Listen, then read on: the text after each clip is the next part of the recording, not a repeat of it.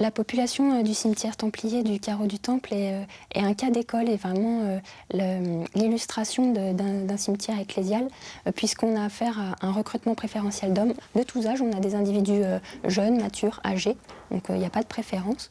On a constaté qu'ils vivaient plutôt dans un cadre de vie favorable, puisqu'ils ne présentent aucune séquelle ou aucun traumatisme dû à une vie plutôt rude. Par contre, on a noté qu'ils pratiquaient des activités diversifiées. Donc ce sont des gens plutôt polyvalents. Donc on ne va pas pouvoir distinguer un banquier d'un chevalier, d'un moine ou d'un écuyer, mais en tout cas, ça nous donne un aperçu déjà sur l'état sanitaire de la population. Lorsqu'on fouille une sépulture, c'est toujours fantastique de découvrir un nouvel individu. On sait très bien que c'est une personne, il y a toujours ce respect à la personne, ne serait-ce que quand on prélève, quand on fouille, on le traite avec égard. Mais il faut qu'il y ait un certain détachement parce que c'est le fait d'être à l'état de squelette, ça permet cette distanciation avec l'individu.